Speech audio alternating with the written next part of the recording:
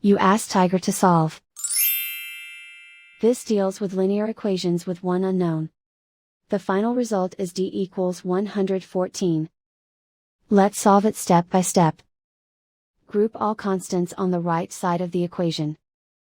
Subtract 12 from both sides. Simplify the arithmetic.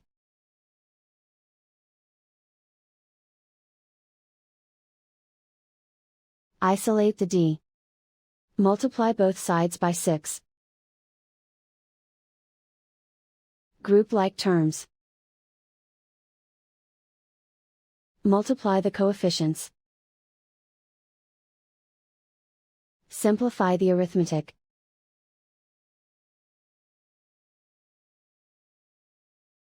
Convert the d into a positive number.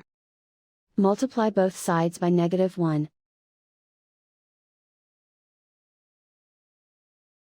Remove the ones. Simplify the arithmetic.